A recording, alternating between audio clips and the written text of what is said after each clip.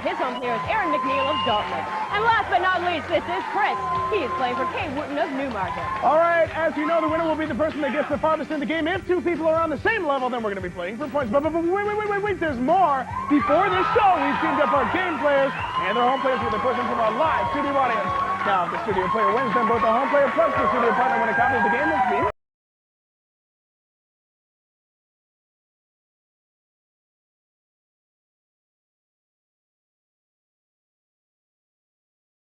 movie Mask of the Phantasm from Warner Home Video, plus the Vortex Football from Grand Toys.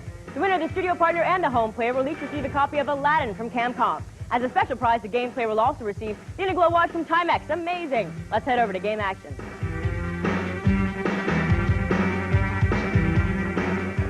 What a kicking show we've got today, baby! Aladdin is here, and all our players are right into it. This is my favorite game. Of all the SNES games, they're great, but Aladdin always stood out as a winner. And today we're featuring Aladdin in a very special way. All of today's players are starting out on a much harder level than usual. True. Usually all players start out the game in the beginning and fight their way forward, but today we gave them the code for the Genie Wonderland level. Now, winner will be decided by the player that can get as far as possible from this point forward. All of the players have had a chance to practice on this level prior to the show. The first thing you want to pick up and hang on to for as long as possible is the carpet. Yes. This carpet will allow you to slowly float down, plus float over long areas that are too far to jump over. All right, now you got to knock over the vase near the beginning of this level. There are hearts in it that'll help you later on, but don't knock over the flying vases out of the sky because sometimes they are the key to bridging a gap too wide to jump. For those that are keeping track at home, we are currently on level 4, and that's inside the Genie's lamp. How he squeezed Aladdin into that lamp, I'll never know. I don't know. You don't think it could be magic, do you, stupid? You don't believe in magic, huh? Make-believe? Santa Claus, the Great Pumpkin, well, the Cleveland Indians winning the World Series, plain old simple magic.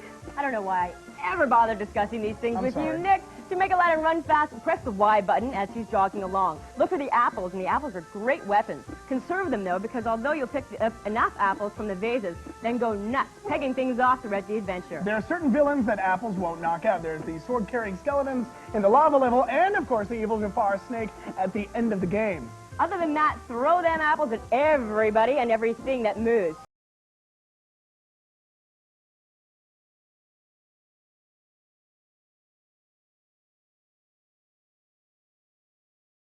Right of the screen and try to ascend. Guess which way the caverns will turn. All right, let's head over to Liza and today's Nintendo tip. It's a reunion with your favorite characters. The big old hairy ape Donkey Kong is back on the gaming scene with Donkey Kong for play on your Super Game Boy. Some things in this game haven't changed, but a lot of it is different. Since its first release in 1981, the Donkey Kong series has been a big-time favorite with gamers everywhere. In fact, the Donkey Kong series sold more than Street Fighter II, which only goes to show you how popular it is. Because this is a new game, Mario is ready to duke it out with the Conger with a whole new set of fighting moves. You can swing from ropes, do headstands, and a bunch of other cool things, but don't get overly confident. Donkey Kong has added a couple of moves to his repertoire as well. You can build ladders and platforms wherever you need them by hitting an arrow block. The platforms you create will only last a few seconds, so you'll need to boot it to make it across the bigger gaps. Falling off a vanishing ladder is dangerous, so watch out. And that's about it for now, so let's head back to more game action.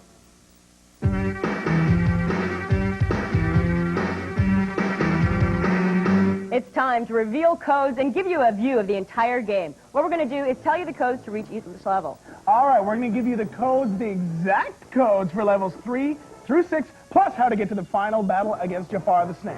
While our players keep plugging away, Nick, why don't you run them down? All right, here they are.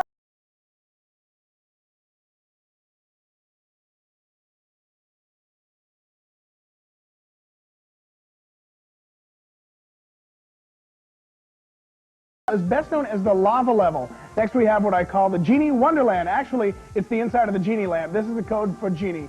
Jafar, Aladdin, and Abu. This level is a tough one. Level 5 is a scary one. It's the inside of the Egyptian pyramid under the sand. And here you better watch it.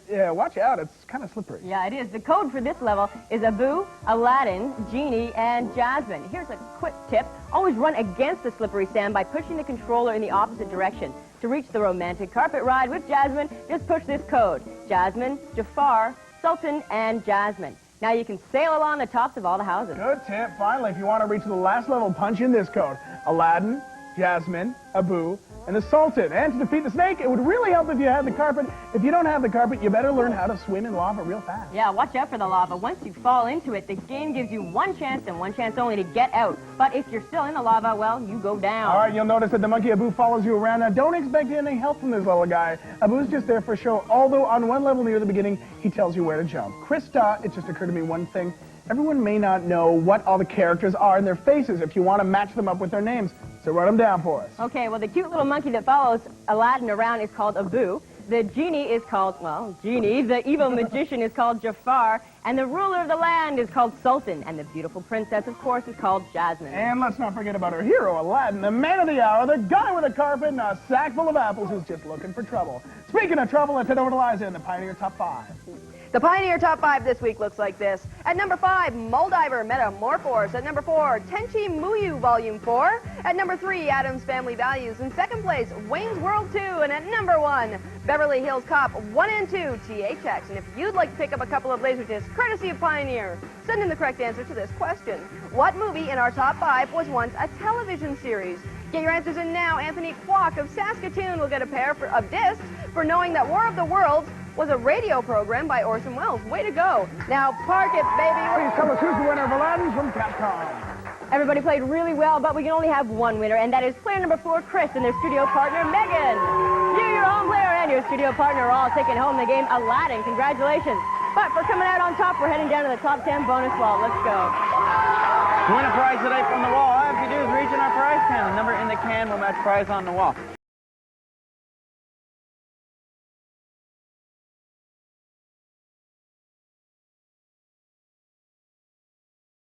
All right, Chris, that's number 2. What's he taking home? Wicked, you win a Rally Junior mountain bike for all kinds of fun on the trail this summer. You won the round and a bike. Congratulations. Good job. Back to you, Krista.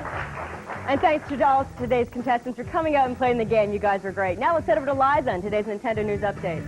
And ready to do battle with the Space Pirates in Super Metroid for play on your Super NES. Samus is going up against a whole new crew of nasty villains, and she needs all the help she can get, so make sure to pick up all the special items and energy boosters you see throughout the game. Clothes make the person, and a bounty hunter is no exception. Samus has a couple of outfits that help her defeat her enemies. The Varia suit cuts the damage from enemy attacks in half and allows you to explore in high-temperature zones. You can also put the Gravity suit to good use. This little number reduces the damage from enemy attacks and allows you to move freely in water-filled areas like Meridia.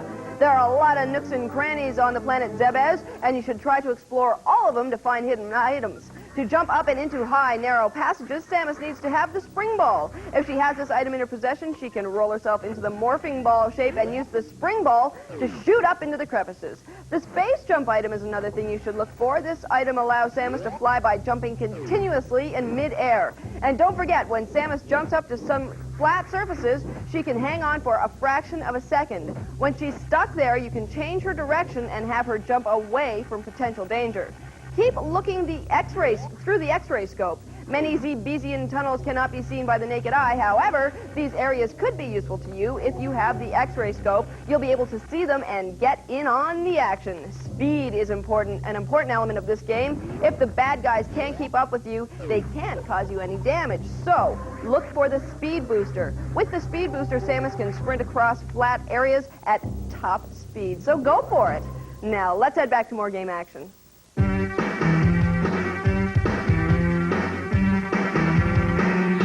We all know soccer is the coolest game around. You got speed, agility, and strength. These are the keys to success in this sport. You think you can handle it? Introducing from Imagineer, it's Kickoff 3 for play on your Super NES. 32 countries go head-to-head in the best sport. It's a